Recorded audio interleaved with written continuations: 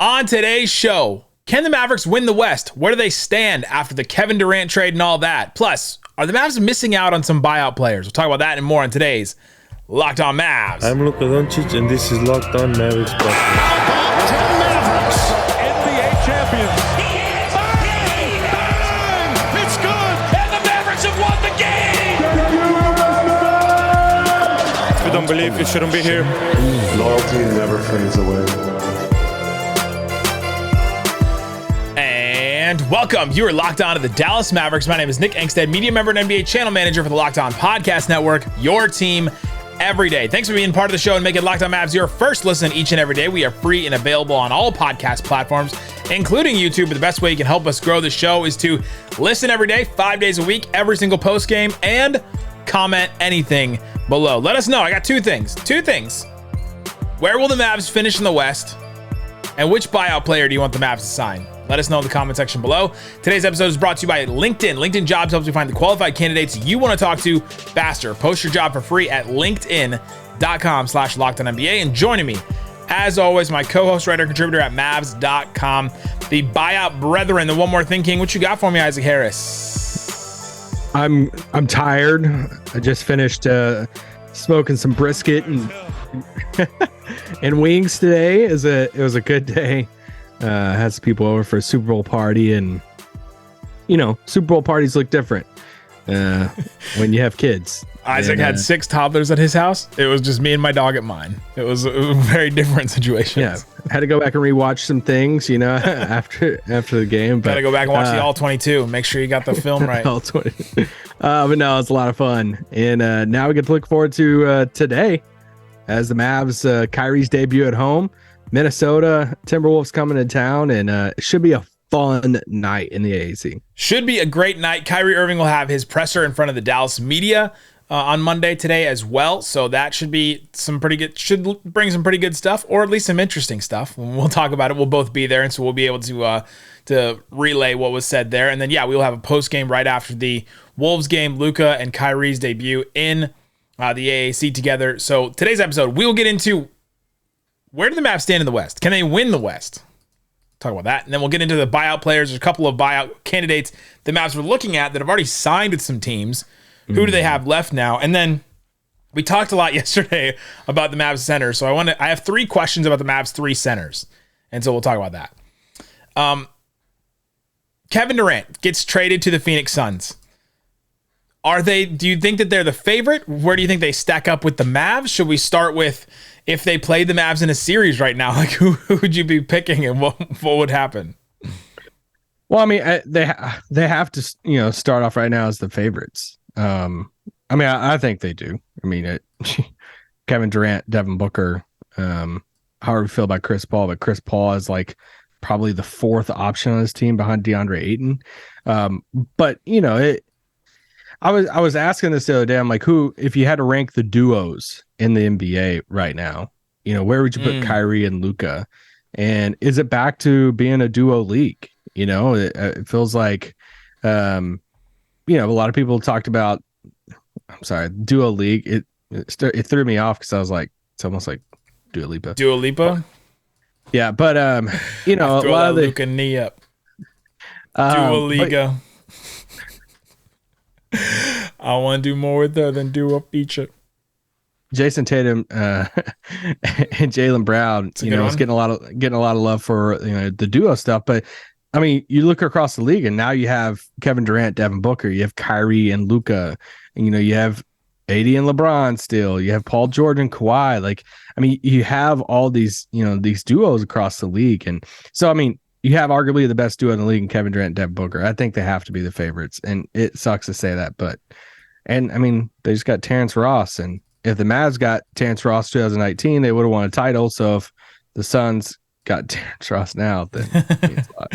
I'll always give the edge to the team that is probably just as talented, but has been together longer. Nuggets, Celtics, Bucks, like, they're probably not as talented as now this Suns team with those top 4 guys, but top to bottom. Like I think I'm taking the Celtics roster over the Suns roster because of, okay. You mean the whole league? I thought you just mean the West. well, and then Nuggets. I'm probably taking the Nuggets over the Suns right now because they've played together, they've been together, they've played in some playoff series. It's just going to be tough to come together, play like 30 games, and then go win like the West for the Suns. Especially considering I was texting with Brendan Clean, our Suns host today, that we love and always like to comment on his YouTube channel.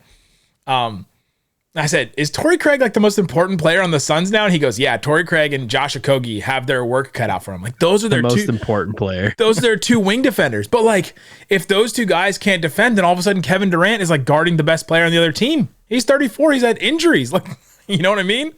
I think in the playoffs that could be fine. I mean, he picked up Luka in their last game, against the Nets, and I was kind of impressed with it. But I mean, it's going to be okay against. It's going to be okay against some matchups, right? But it's not going to work against the Mavs. I don't know if it's going to work against the Nuggets but I guess Ayton is the one that's guarding there. It's not going to work against the Clippers, I don't think. Like it's just, there's a couple of matchups. If they get a bad matchup early, then that's going to be tough for them because they got some flaws you can expose. With all the changes in the West, though, where do you think the Mavericks stand now? I think they should be. Man, they're probably still fourth to me. I think that the Suns will jump up. The Kings, I keep waiting for them to come back down, but they just beat the Mavs the other night, so maybe they won't come back down. But I think as far as like talent-wise and as far as how good I feel about the team going into the playoffs, I feel like the Mavs are like fourth to me. Okay, yeah. So are you asking like where I think they finish in standings or how confident I am in a first-round series? Because how confident you feel to win the West? Yeah, I'd probably say fourth. I'd say there's three teams right now that I'd put above them. That's Denver, Phoenix, and probably the Clippers. And then it's Dallas. I think Dallas right there with the Clippers, to be honest. Yeah, me too. It's just the Nuggets and Suns, I think, are just a notch above them. Getting Kyrie kept them there because, like, I mean, if you walk into a series with Memphis, you walk into a series with Sacramento, like it's going to be a super tough series, but I think I'd prefer that than Phoenix or Denver. I'm really curious though, when you look at where the Suns are at right now, they're 8.5 back. They're tied with the Mavs, 4th and 5th in the West. Playoffs started right now. They'd play each other. Of the jockeying for teams to avoid the Suns in the first round now, because they're 8.5 back from the first place. So like they're probably not going to catch the Nuggets. I mean, they're 4 games back from Memphis. Memphis ain't playing well, but if they don't get the 2 seed, they don't start climbing soon, then you're going to really see teams try to avoid them in that first round. It's going to get kind of weird. The team I put above the Mavs, so I have Denver and the Phoenix up there is probably 1-2. I put the Warriors still ahead of the Mavs. Like if Curry's back in that team, like I'm still thinking about that team in a playoff series because what's their biggest problem right now? It's their depth, their bench, their second units just get destroyed. Their starting lineup has been the best in the NBA. So what do you do in the playoffs? Well, you play those guys like 45 minutes a game, and it doesn't matter. The bench doesn't matter as much. Now you need some guys like to step up here and there, and I think they have Jordan Poole and a couple of those guys that can step up more so than what the Suns have right now. But like I would still pick the Warriors at this point. They're only like, you look down at them and they're at 9th in the standings, but they're only like 2 games back from the Mavs right now. Like it's not that big of a gap. You see a bunch of teams there, but it's not that big of a gap. And so I think I would still put the Warriors ahead of the Mavs at this point, but I'd feel a lot better about a Warriors-Mavs matchup with Luka and Kyrie than I did last year. Oh, 100%.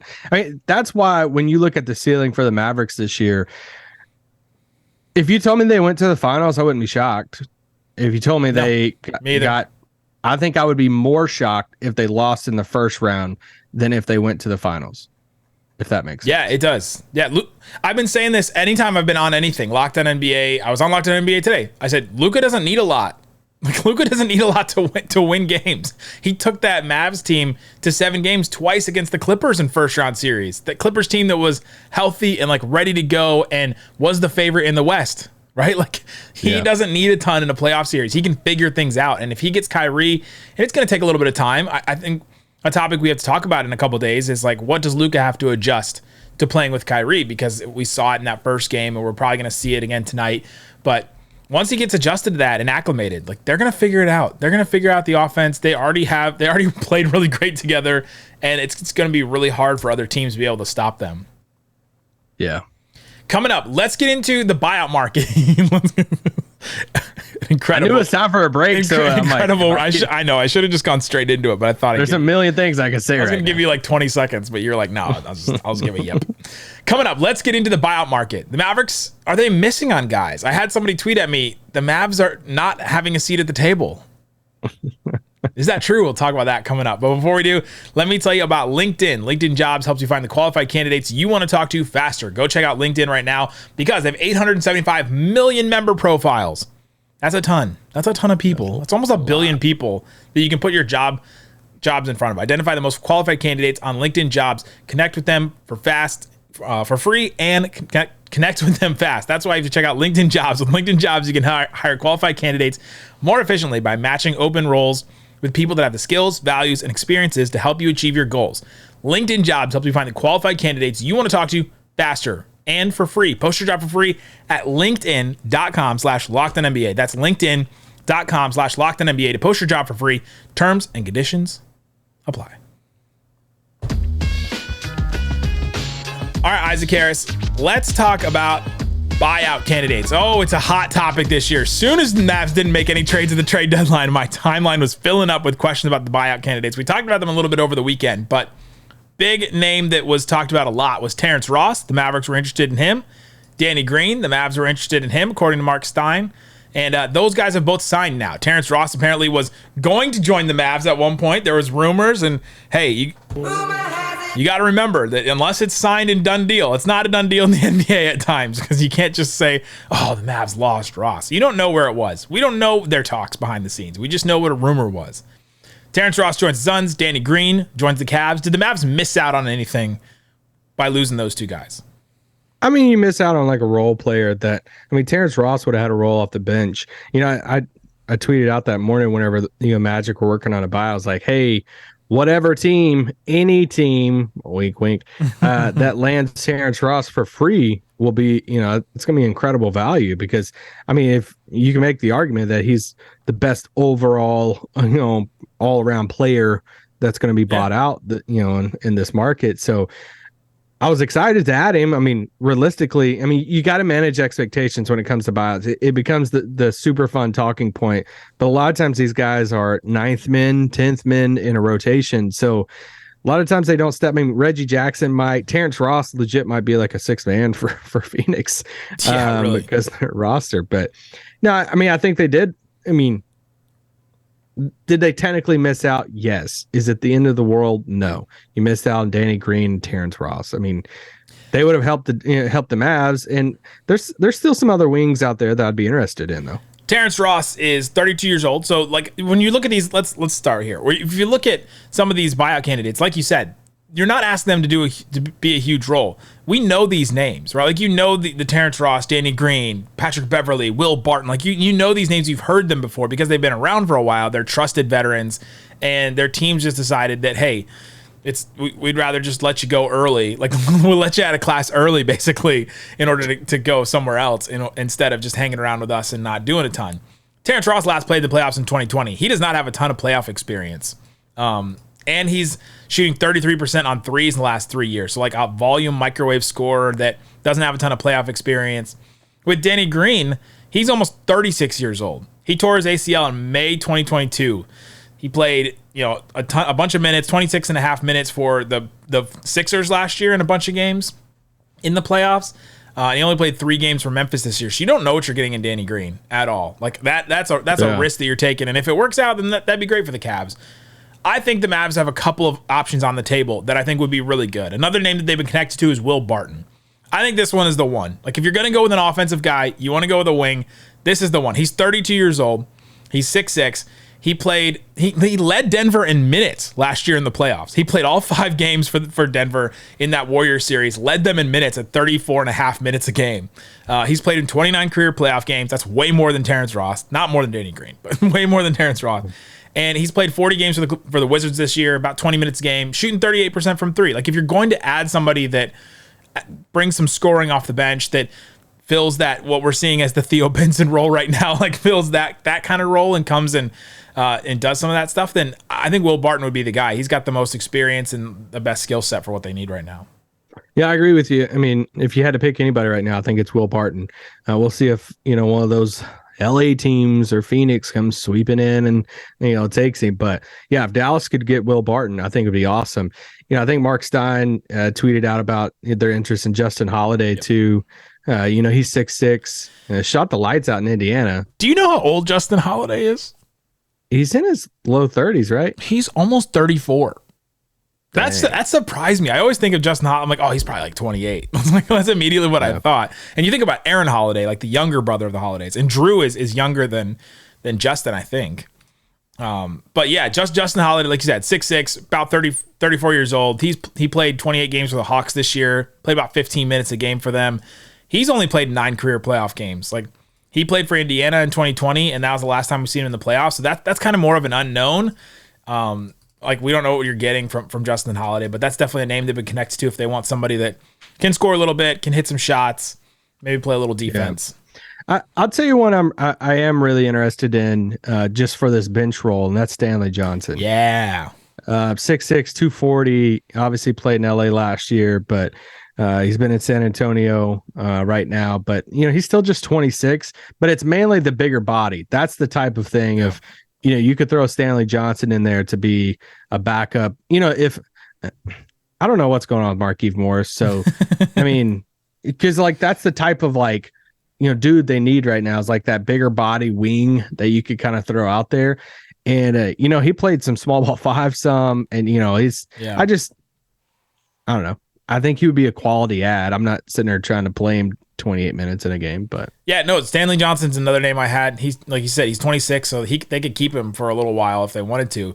He played 30 games for the Spurs this year. He's only played in 7 career playoff games, but he's just not a good 3-point shooter. He shot 45% this year, but has not shot very well. So you kind of have 2 options here. If you want to go Stanley Johnson, more of the defensive route and like more defensive athletic route, you can go Stanley Johnson. If you want to go with the scorer that's played in the playoffs a lot, you go with Will Barton. Like if Tim Hardaway Jr. goes down and they need somebody else in that role, I'd feel really confident about Will Barton stepping into that role and filling that role for the Mavs. He's not going to bring you a ton of defense. He's 6'6" as well, but he's not going to bring you a ton of defense. And you said it on the pod the other day that you'd still be interested in Pat Beverley, I would too. Yeah, I mean if they said tomorrow that Beverley, Bill Duffy, client, is hopping on board with the Mavericks for, the final, part of the season here, then sure. Like to bring him off the bench I know that Nico did the whole, Josh Green, third ball handler off the bench and all of that, but like Beverley can play off ball some, so he's not a ball handler. That's the thing. Like he wouldn't infringe on that at all. Like Patrick Beverley, like you said, he's the only one that started. Like he's a full-time starter for his team before he got traded. That's going to get bought out. Like all these other guys were. Well, that team sucked. They did, but he started for them next to LeBron. 45 of 45 starts. I played 27 minutes for them. He played in 6 Minnesota playoff games last year. He had the step on the scorer's table and throw the shirt off moment. Oh my gosh. 32 minutes a game. And since December, he's been shooting 40% from 3. I don't know if the Mavericks could add somebody that I've roasted so much. Like who are the top players? Well, if they campaign, yeah. I mean, if they LeBron this summer, LeBron, campaign, Patrick Beverley. Who are the other players that you just roast? Kuzma. I wrote the only thing with Kuzma is because we argued forever about him being a star. He's got his own shoe, and Nick argued that he's a star. I was like, no, he's not a star. To me, he's a star because he wears a crazy outfit walking into the arena, and like 1 million people saw it on social media immediately. Like full pink sweater, bro. No, the big black blow up like jacket thing he was wearing the other day. Did you see that? Oh yeah, he looked like he was doing some like recovery thing. It was like no. Okay, let's make a prediction. Make a prediction. Who do they get? Who do you want? Let's do that. I want Will Barton. They get Justin Holiday. Yeah, I think I'd be fine with Will Barton, Patrick Beverley, Stanley Johnson. Any of those three names, I think I'd be good with. I think they probably get Justin Holiday too. I think they end up with Will Barton. I'm going to call that. But you also got to remember too, of like there's still going to be some guys that come out of nowhere to get bought out that they just they go to their team and they say, like, no one's talked about Dragic yet, but I've said it again, like it wouldn't shock me. Like, I mean, Russ has been connected to the Bulls. Like, what if Russ went to the Bulls? Like, there's no need for any, like, so many of those point guards. So it just wouldn't shock me if it's like next week and it's, Dragic and Bulls reach a buyout. And I mean, he could join somewhere else, but do we think Dragic loved his time in Brooklyn with Kyrie? Probably not. And Dragic hasn't had a great of a season either. So yeah. No, I'm just saying like Terrence Ross, nobody was talking about him, 2 weeks ago? 3 no weeks one ago? talks about anyone on the Magic except for Franz and and not Patrick Mahomes, Paolo Banchero. I mean, the Lakers are welcoming the second coming of Wilt Chamberlain and Obama to their team right now. So I saw somebody on Twitter, Lakers, not a media person maybe, but like a super fan was like, we got great value. We got great value Miles Turner with Mo Bamba. I'm like, yeah, great value like Walmart. It's like going from Kraft mac and cheese to great value mac and cheese. Like it's just going to be worse, man. It's just going to be worse. Same ingredients. It's not going to be as good. Coming up, let's talk about the big man rotation. I got 3 questions I'm going to ask Isaac about Christian Wood, Dwight Powell, JaVale McGee. It may take us a long time, but we're going to try to do it. The comments are going to love this. We're going to try to do it by the end of the show. We'll talk about that coming up next. But before we do, let me tell you about FanDuel. Hopefully you took advantage of all the stuff for the Super Bowl. You took advantage of the no sweat first bet for the Super Bowl. Go see what's available on FanDuel now. They have all kinds of different things. They have bonus bets. You can get a no sweat first bet up to $1,000 right now. So the Super Bowl's over, but you can still do the no sweat first bet. Download the FanDuel app. It's safe, it's super easy, and secure. So go check it out. You can see what's available on FanDuel. See if they got some NBA stuff. Awards. Has anybody changed awards? Luka Doncic plus 12. So number 1 for MVP. Jokic minus 165. Embiid plus 440. Giannis creeping in there plus 700. Then Luka plus 1200. Should Luka's odds have changed since the Kyrie trade? I mean, probably a little bit. Yeah. I honestly think they should go up. They should go up because like the team's going to be better, right? I thought you... Okay, no, keep going. So go check it out. FanDuel.com/lockedon. All right, Isaac Harris, let's get into the centers. I got 3 questions for you about Christian Wood, Dwight Powell, JaVale McGee. Let's start here. We talked about, we mentioned this several times that we were going to have this conversation, and here we are. What's Christian Wood's role on this team? And let's start with what it actually is, and then we'll answer what we think it should be. So let's start with what we think it actually is. I think it's to be determined a little bit, right? I mean, we got to see what happens when Maxi plays. When Maxi's back, I mean, would you be shocked if Christian Wood got a DNP-CD? Like, I wouldn't be shocked. I did not play coach's decision. On certain nights, on certain teams, I think I would still be surprised. I don't know if I'd be shocked, but I would be surprised. Because, I mean, here lately, it's been obviously Dwight starting, and then JaVale's been getting a decent amount of run. Yep. And then Christian Wood comes in. He came in at the very end of the first quarter, and then played a little bit into the second quarter. And he scored well the other night, but then you didn't see him again until the end of the third quarter in the second half. And it's like these weird, there's a world in which Christian Wood turns into a break glass in case of emergency offensive guy, and he's not really he's kind of on the fringe rotation. And then there's another world that he's the second big off the bench. I think that's the role that he's going to play right now. I think Dwight is kind of just locked in the starting role at center. And then I think right now his role is whoever has the hot hand between him and JaVale for the backup 5 spot. A hot hand between JaVale and Christian Wood are very, very different things.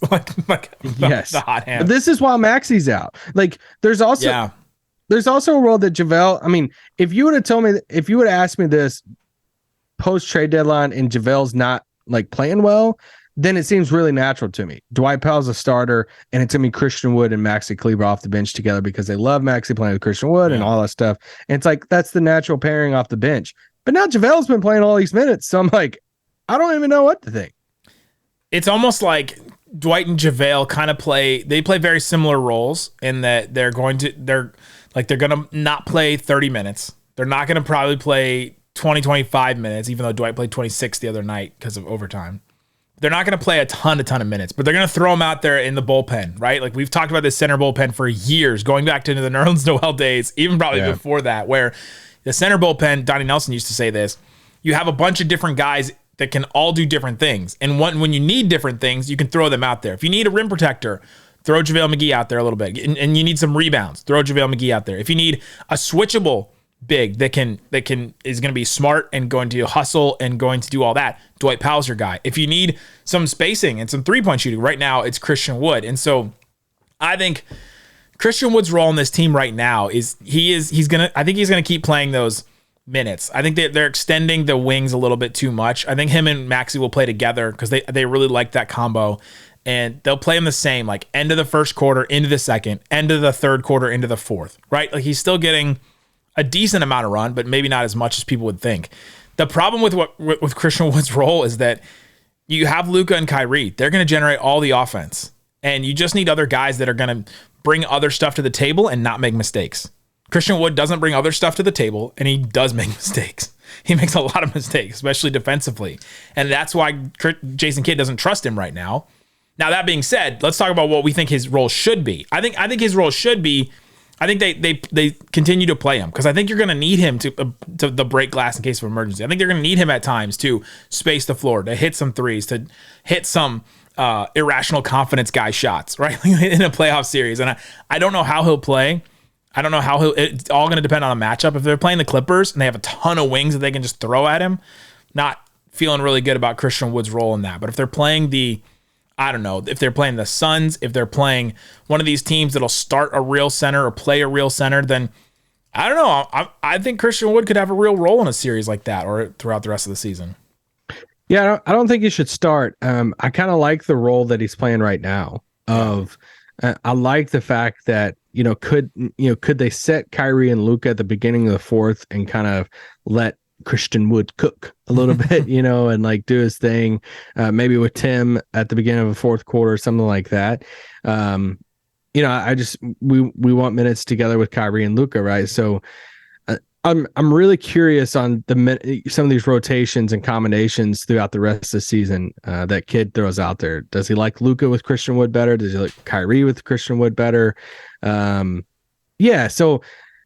don't think he should be the starter, and I don't think he should be like locked in for like 30 minutes. But the range of like 16 to 20 minutes and kind of the rotation he's playing now, and just come in and say, "Hey, do what you do best. Like, go out there and get buckets." He's going to get more. He's going to get more shots and opportunity in that role than he would as a starter, right? You kind of have this problem now. Especially, we had it before with Luka, where we're like, should they really start Dinwiddie next to him? Should they really start Brunson next to him? Because Luka has the ball the whole time. Shouldn't they just bring that guy off the bench when Luka's out so that guy can cook or that guy's going to get more opportunity? We've had those conversations before. And now it's just in that role. I think he'll play next to Maxi. I think that's what it'll end up being. When Maxi comes back, they'll try that pairing again. Because I don't know if they go JaVale Maxi. That doesn't really make a lot of sense.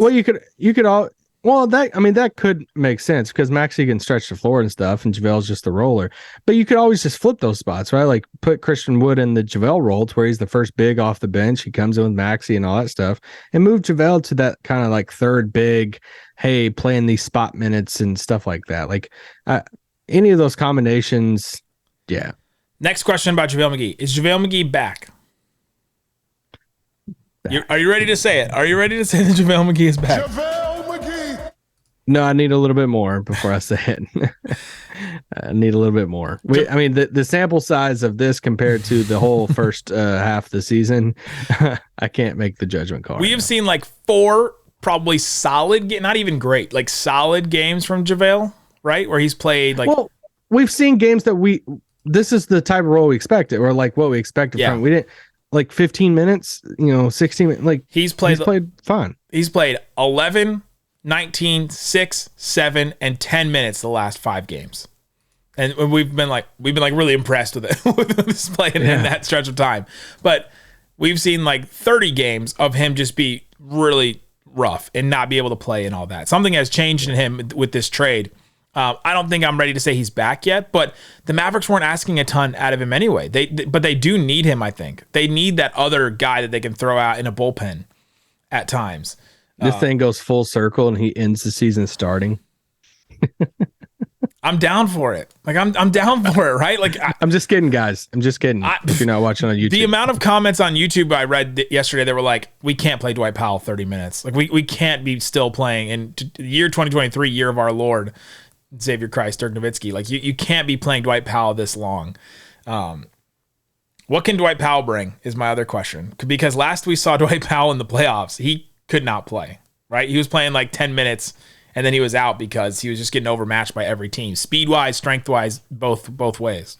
Listen, Dwight brings consistency. And, I mean, Dwight, JaVale, Christian Wood. These are not all-stars. These are not, neither of the three are just that would be starting fives guaranteed on every single team. There's different guys like that. Like a Miles Turner, he would be the starting five for majority teams out there.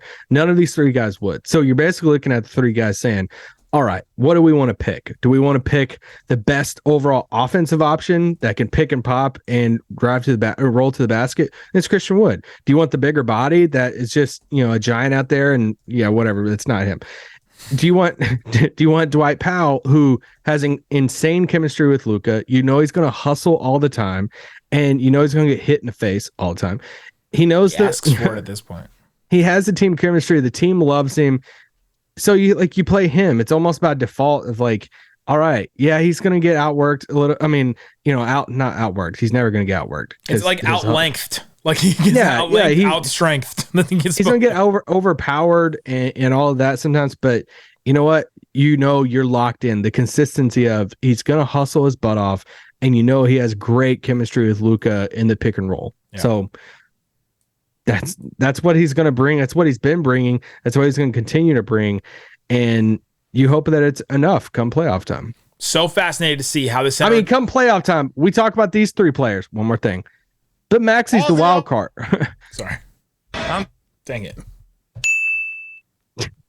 Maxi's the fourth guy here. Maxi's going to be the guy who closes at the five. Maxi's going to be the guy in the crunch time lineups that he's going to be the fifth man out there, picking, popping, playing defense, and you're going to see all the other guys, Kyrie, Reggie, Josh, these guys all around him. Like that's going to be the closing lineup.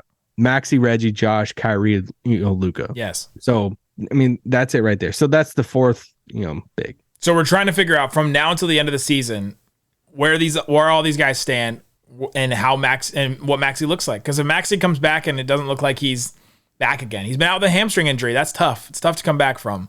Then where are we with these centers? So we'll continue to follow that 5 days a week here on Locked On Mavs, as well as every post game. Guys, thanks so much for hanging out with us. Go make your second listen. Locked On NBA game to game, every moment, every top performance, every result. We did an episode after the trade deadline. So all the, a 1 minute recap of all the moves from the local perspective. Go check it out. Locked On NBA on the podcast and Locked On NBA YouTube channel. Guys, thanks so much for listening to Locked On Mavs. Who's hope? Boom.